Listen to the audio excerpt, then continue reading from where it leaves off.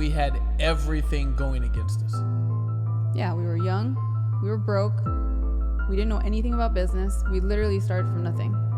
We were never supposed to make it. All right, what's up, guys? What's up, guys? Welcome back.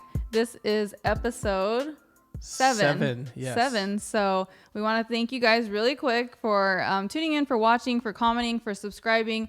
That really means a lot to us, and it also helps us with feedback and letting us know that we're on the right track and that you guys are getting value from everything that we're giving to you. Anyways, this is the Win Anyway podcast, and this is a podcast to remind you and to empower you that no matter what your circumstances are, no matter what BS you've got going on, that we want you to push through it and figure out a way to win anyways. That's right. And so my name is Ronnie. I'm Jay. And we want to say thank you for taking this journey with us.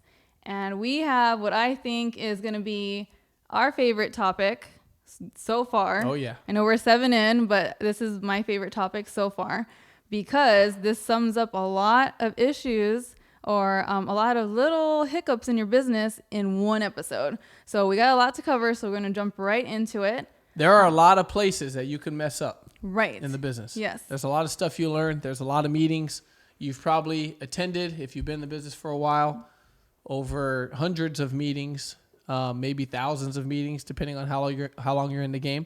So this is an episode for everybody. Yes. From the new person all the way to the senior marketing director plus making money. Right. And I'm a big believer in that you do not have to make all the mistakes that were already made before you in order to learn. I'm a firm believer that you can learn from other people's mistakes and not repeat them. And so today, what are we titling this? The 11, because we have 11. We wanted 10, 11. and then we ended up with 11. So wait, what the heck? You got a bonus one in. 11 most common mistakes that people in WFG make every day. Yeah. And so let's start. And Happy New Year, by the way. Yes, Happy New Year. Because a little late. DJ, Just Jay, that's his Instagram, DJJUSJAY. He's the one who, he's the mastermind behind this thing. And go follow him. One of these days you'll see him. In fact, if you watch our story, you might see him. He's our DJ at all of our meetings. Yes. He told us we should have said Happy New Year last episode. In the last episode. So Happy New Year. We love you guys. Happy New Year. Yes. Ain't gonna be nothing happy about it if you make these 11 mistakes. Exactly. So Number 1. let's talk about the elephant in every office. Number 1. Check this out.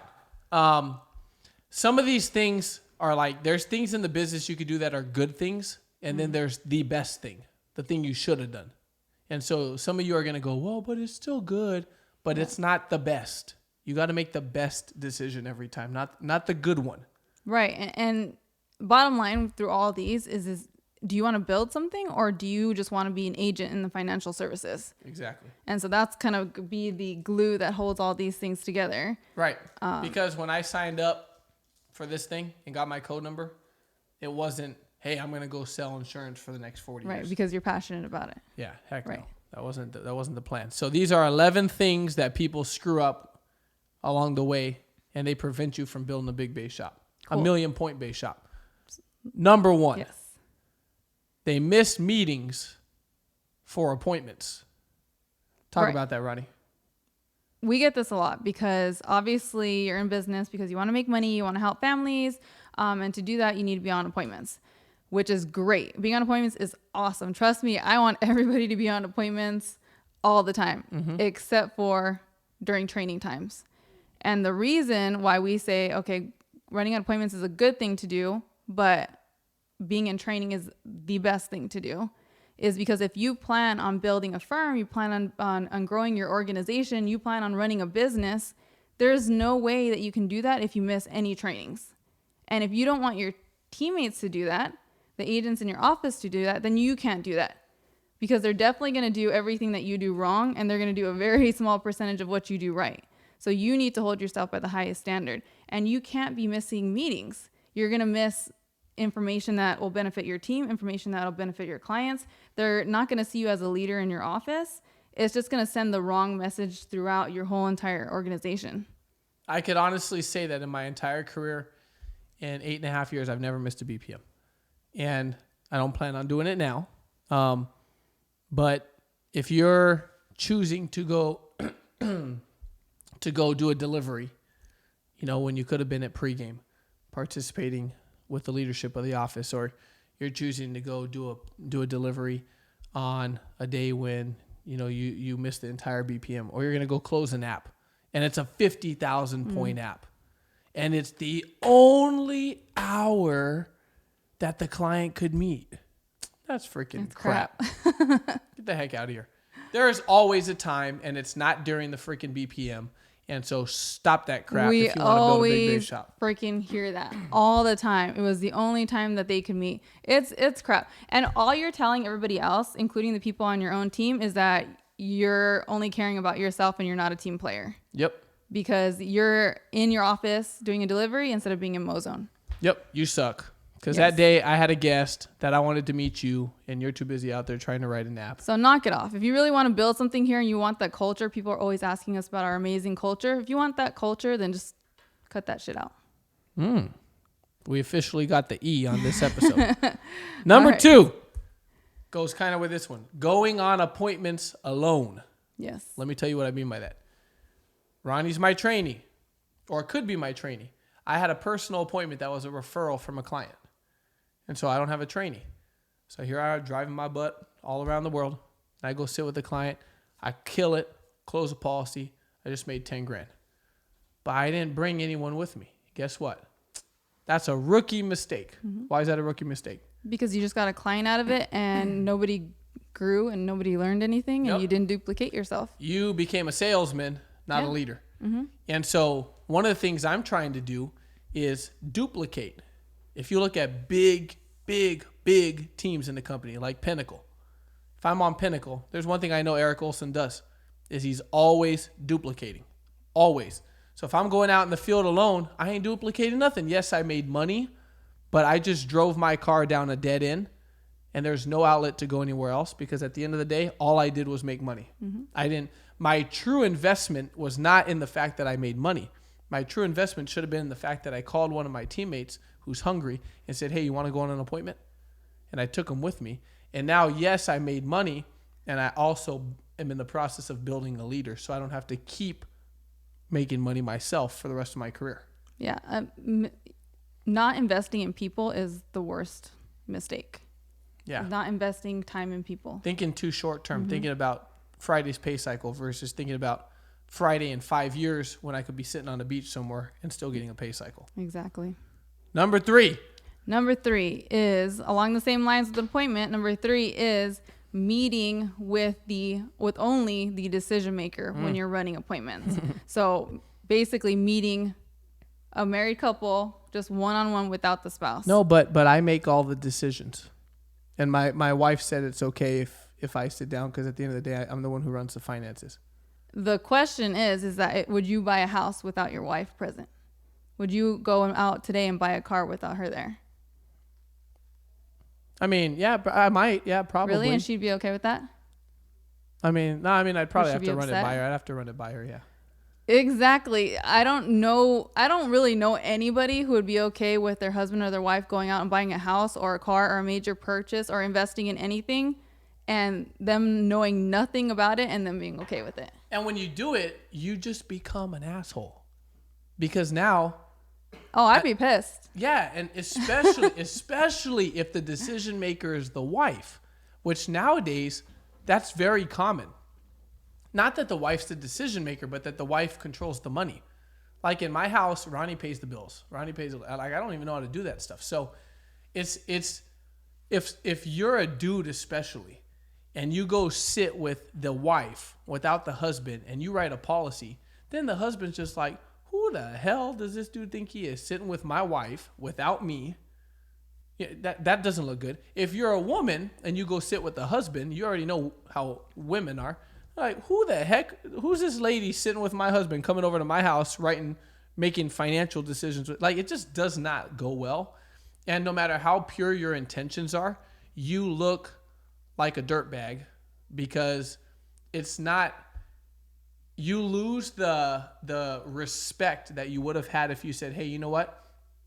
Ronnie, I understand that you make the financial decisions, but out of respect for your husband, regardless, and out of respect for you, and just from the very fact that we do things in a very professional manner, I want to meet with both of you because I can't possibly give you the best customer service as a family to your family if you're not both there. Oh, 100%. Yeah, 100%. It's cool that you ran an appointment, but at the end of the day, it's going to be a waste of time and you could have potentially burned a bridge. Yeah. And they might close and then charge back. Exactly. Yeah. So big mistake, rookie mistake. Definitely. Next one, number 4. This is one I'm very passionate about. Kind of goes back to what we talked about on number 2. And this is being an appointment runner, not a trainer. Yeah. Being money hungry. At the end of the day, that's what that means, is being an appointment runner, not being a trainer. So you're running an appointment. You may be getting a result. You know, you may be getting paid. The trainee is getting paid, but they're not learning anything. They're just sitting there. So you're pretty much just using them for their market. And you may not even be doing it intentionally. Right. You're just not being aware and intentional about the fact that they need to be learning and you need to be duplicating on this appointment. They need to be learning how to do it, the psychology behind it. You know, whatever presentation you're presenting, they need to be learning it and being able to do it themselves and feel like they're making progress. Right. There's so many people in the company who call themselves trainers.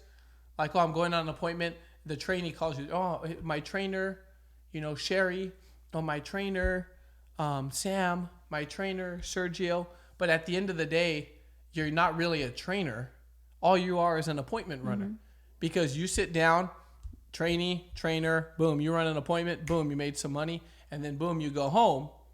And trainee here is like, wow, that was great. And then in 2 weeks, in 2 months, the trainee still doesn't know what they're doing. And why do people quit? They quit when they feel like they're not making progress. Yeah, they're not moving forward. They're not learning something. So robbing your trainee the opportunity of growing and coming with something new when they go home that they know how to do.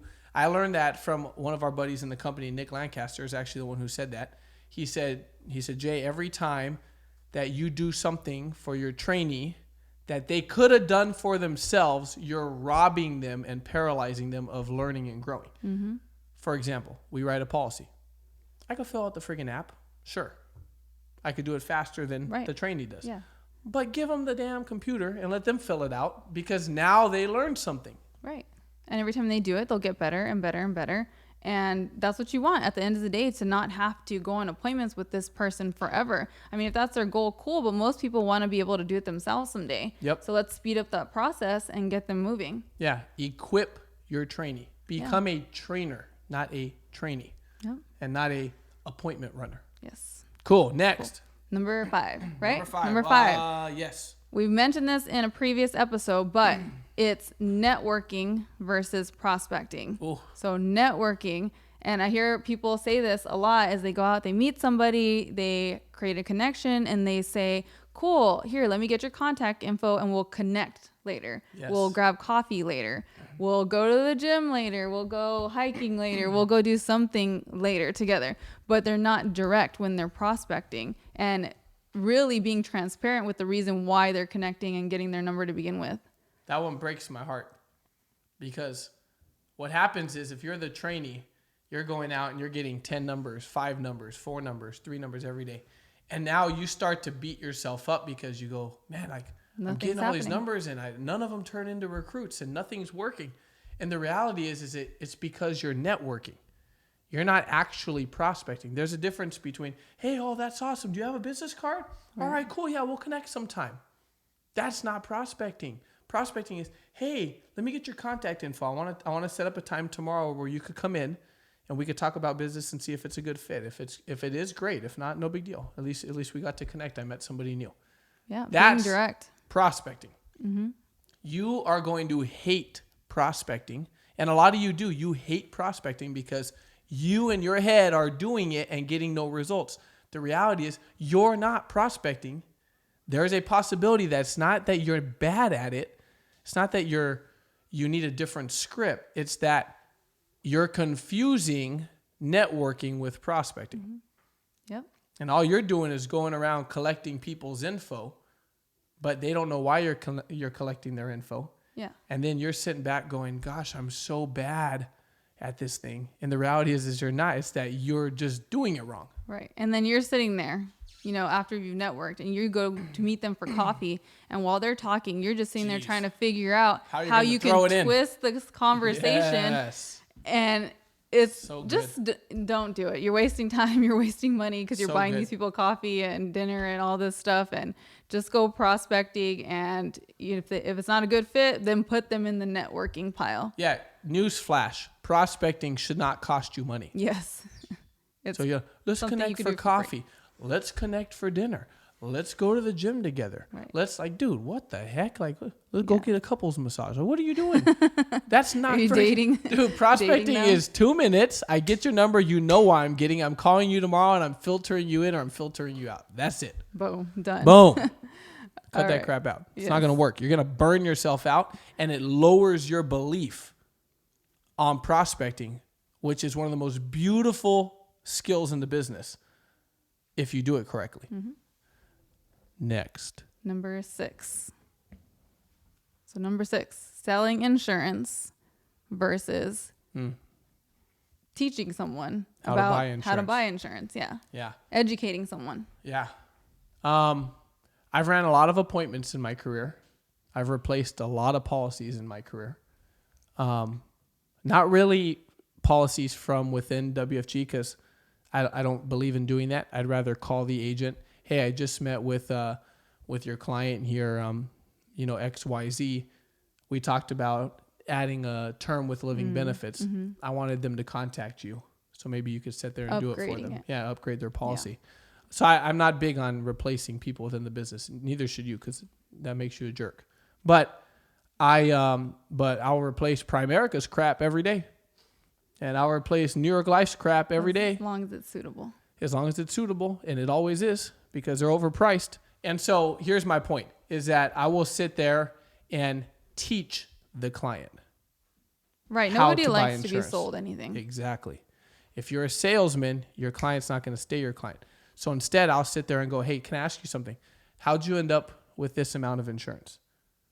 Like you own a policy for $600,000. What made you decide on $600,000? That's was what was in my budget. Okay, so you didn't get $600,000 for a specific reason. No, they just asked how much I wanted to spend on life insurance, and that's what it came out to.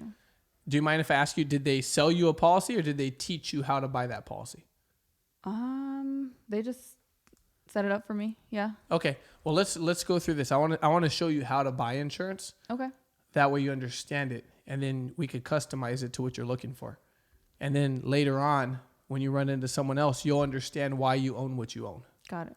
So there's a difference between selling someone a policy and teaching them how to buy a policy.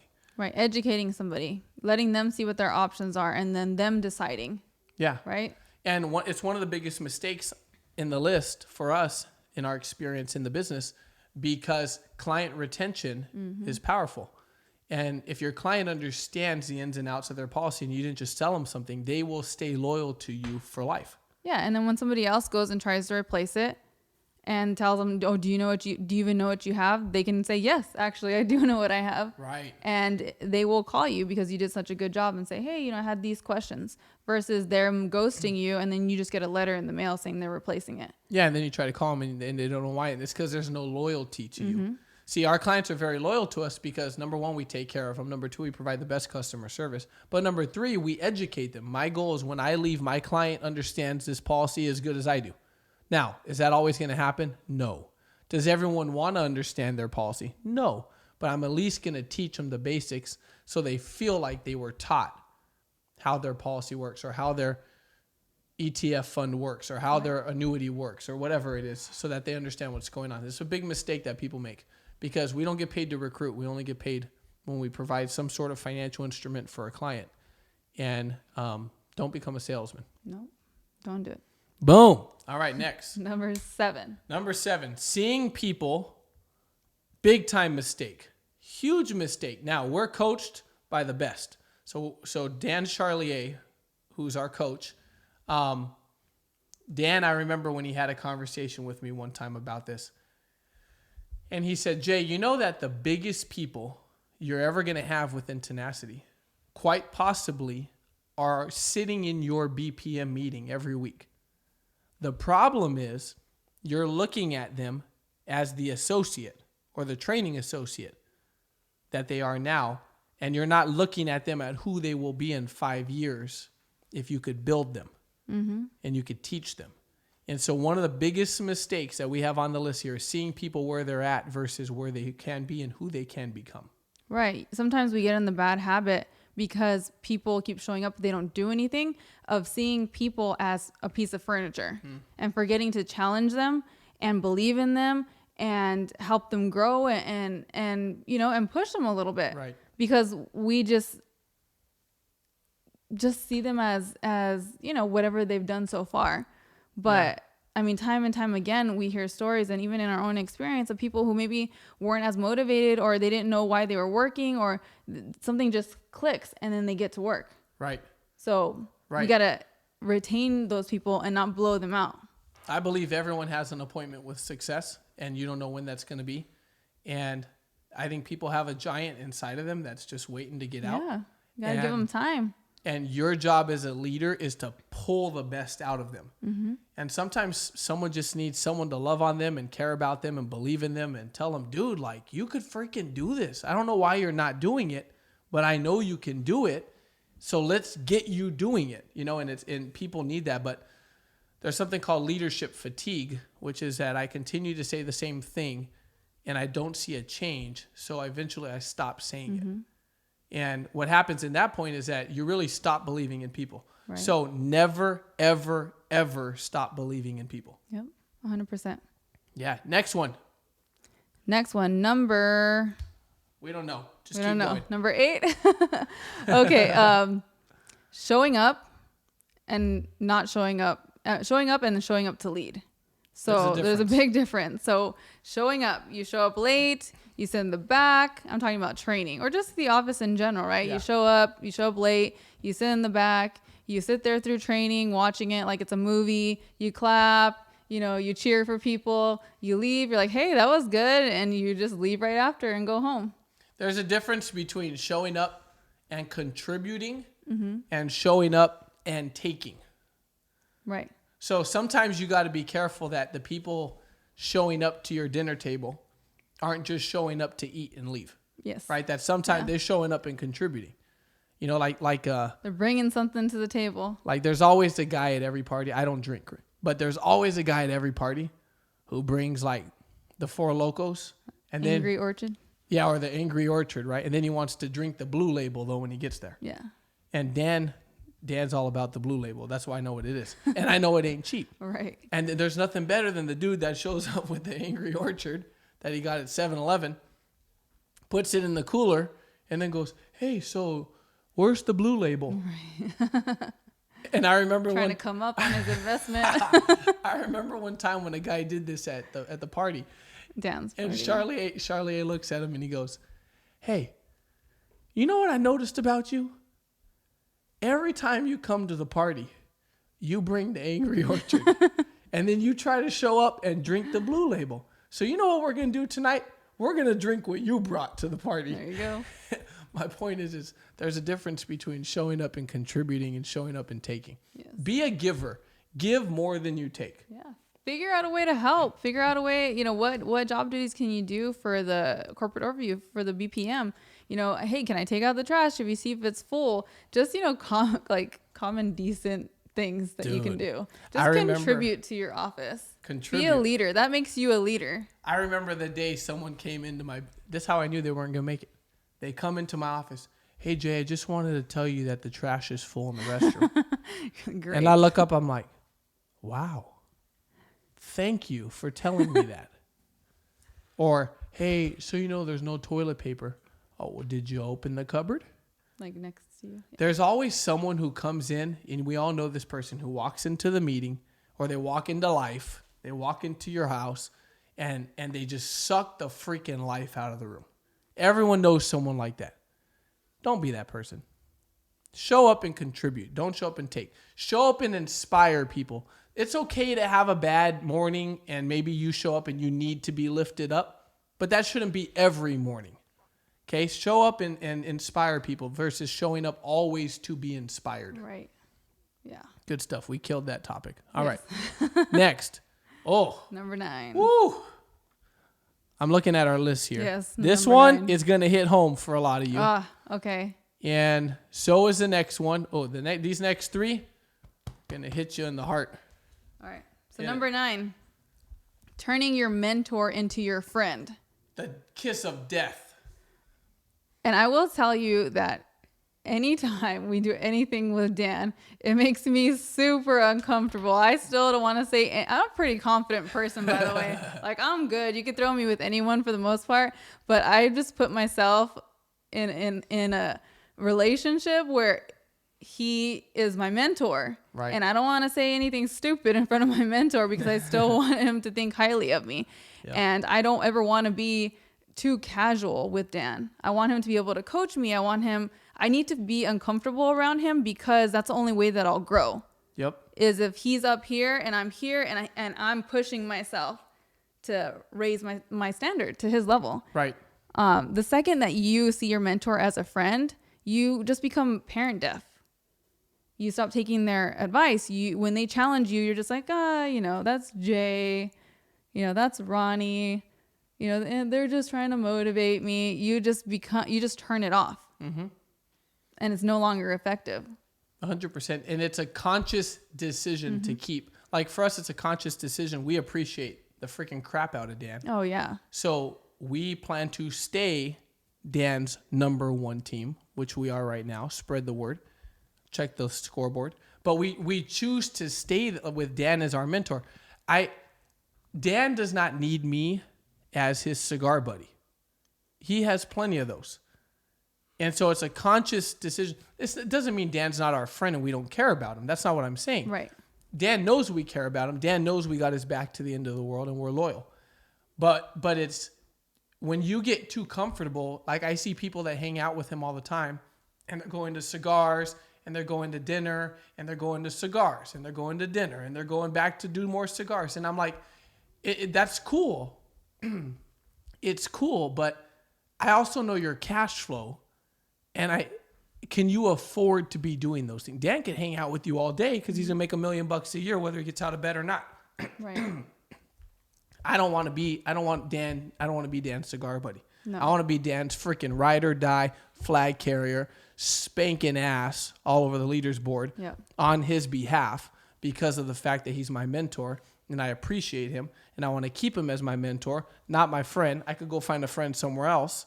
And at the end of the day, I want to continue to push him to the top. Yeah. Every single conversation we have with him is impactful and we grow from it. And we just, it's energy, it's not business as usual. The best thing I could do for my coach is not eat turkey with him on Thanksgiving. Yeah. It's make him freaking rich. That's the best thing I could do exactly.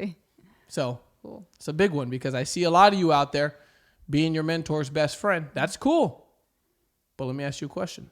When you lay your head on the pillow at night, are you sharing cash flow? Do you all spend out of the same bank account? Are you all getting the same direct deposits every week? If not, then go grind and become their flag carrier, not their friend. 100%. Whoosh. Cool. Ooh, that's a big time. I see people do that every day. Oh, yeah. And I look at it, I'm like, oh, you're out at cigars with The Mr. bar. Charlier. Gotcha. Yeah. Like, got him. While you're chilling. Chilling. Don't make that mistake. Number 10. Yes. Big timing it too early. Another one. The kiss of death.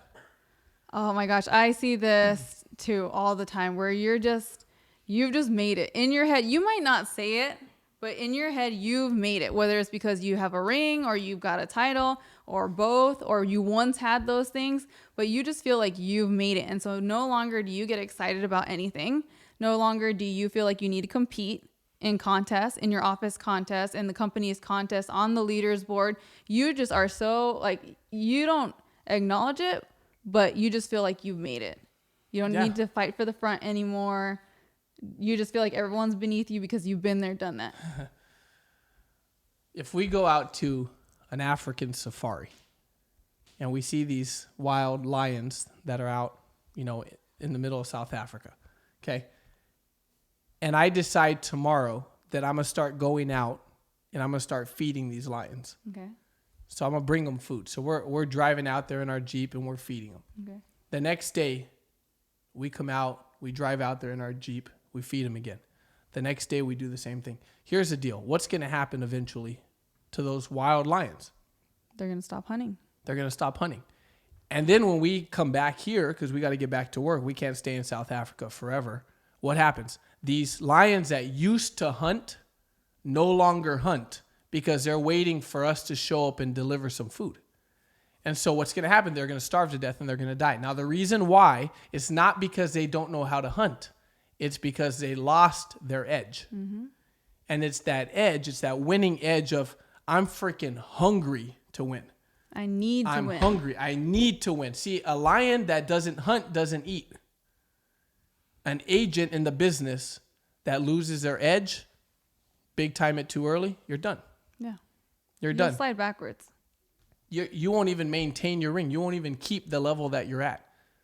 So big timing it too early, not competing, not fighting for the front, not getting in line early, walking out to take phone calls, missing convention because you've been there, done that. Dude, you're a dumbass. You are never going to make it in the freaking business because you got too big in your head too soon. And if Ronnie and I have done anything right, it's the fact that we have never lost our edge. Oh, no. We're both just so competitive where that's one of the number one things that drives us is that we have to win because we have to beat people. No choice. Yeah. No choice but to win. Exactly. Do not become the lion that loses its edge. Don't lose your hunger. The hunger is everything. It's the ability to continue to fight because you're playing the game. Mm-hmm. Because you're going to get to a point where your bills are paid. And then once your bills are paid, what are you going to do? Yeah. Then you're done. You lost your edge. And even worse is when you lose your edge and then you start to talk shit about other people that are still hungry. You're like, oh, all these people in WFG, they're nobody in real life. Man, dude, get excited. Part of winning is having a childlike enthusiasm all the time. Yeah. Always staying excited. Stop being so cool.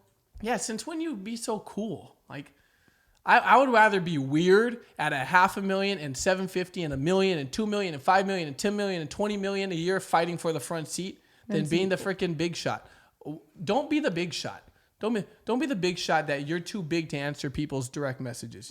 You're too big to take pictures with people that are excited to see you and meet you because they look up to you. Mm-hmm. Don't be that person. Yeah. Stay excited, stay small in your head, big in your confidence, but stay humble and stay hungry and stay after it. Mm-hmm. Last one. We got one more. Hanging out versus having a mastermind session. Yeah. Another rookie mistake.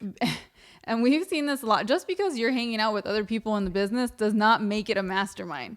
If you're at each other's houses, drinking, at the bar, drinking, going to the movies, whatever, like that does not make it a mastermind just because you're with other people in business.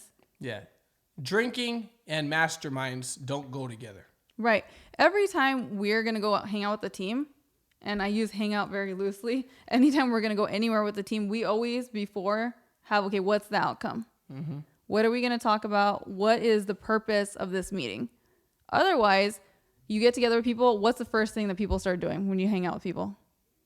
Talking shit. Talking shit. Exactly. Yeah, the first thing they do. That's the default. And you could just see this conversation because they're the night small. Goes on. Yeah, as the small night goes on. Small people talk about people. Night goes on. If you just sit back and watch, the conversation just goes down, and it never gets better as the night gets longer. No, it's so dumb. And then for me, I have like this radar in my head of like I'm wasting my time. Right. I'm really wasting An my time. expiration, like the alarm goes off, it's done. So one of our best friends in the business, this is our dude. So I will mention his name because he's my freaking boy and he's had my back since day one. And I love this dude to death. Mario Bayona is one of the coolest, most badass freaking leaders in the company. And he's done so much for us. But he said something one time that changed everything for us. Mm-hmm. He said every conversation has an expiration. Yep. And he said, if you're sitting there and you're in this mastermind, you know that there's a freaking expiration.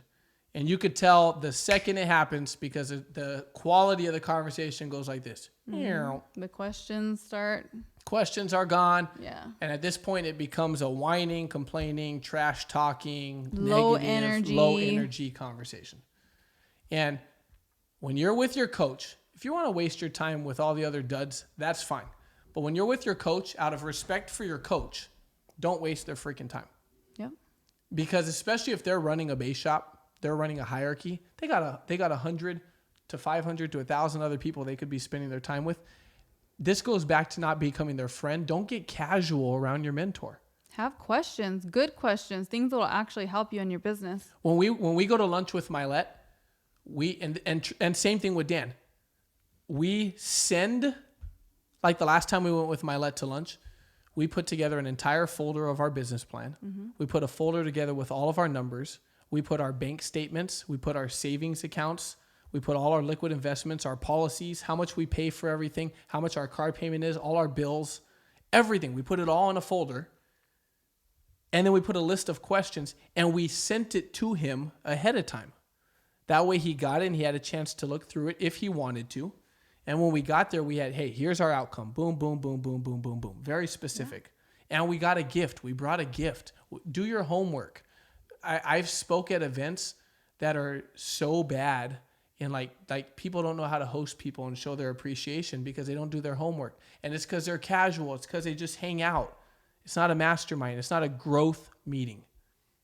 And that's the worst thing you could do is have your mentor see you as a person, because the quality of a mastermind is very highly tied to the quality of people you invite to the mastermind. Yes or no? Yep. 100%.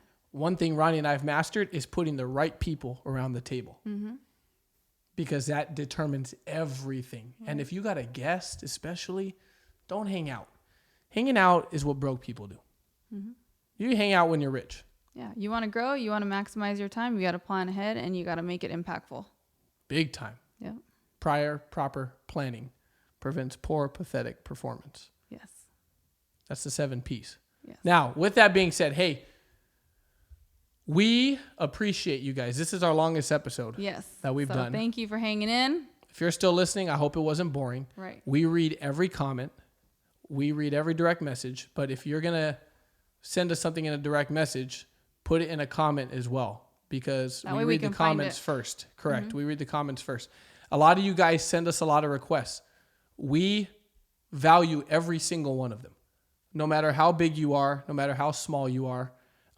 Your numbers are not a accurate reflection of who you are as a person. They're just a reflection of what you've done so far. Mm-hmm. And so don't feel like you cannot send in a request, even if it's your first day in WFG. Right. But what Ronnie just said is so valuable. You could direct message us and we'll respond to you. But take your same message and put it in a comment. Because when we're going, all right, what should our next episode be on? We go to YouTube and we scroll through the comments on YouTube, and that's where we're looking at it, because that's a nice file where they're all in one spot. Right. Yes. So make sure you do that. Share this with your teammates. Yeah. Tell them to subscribe. Tell them to comment. Tell them to like. Yeah, not because we want more subscribers. It's because of the fact that we like to know that people are getting value out of it and we're not wasting your time. And that's the only way we know. And we have a vow to you that no matter how many episodes we've done, we never want to put out anything that's not quality. Yes. So share it, post it on your team group me's. Someone go on Eric Olson's hierarchy and drop a link right in the middle of the whole thing. Whoosh, boom. We appreciate you guys. We're out. Thank you guys. Bye.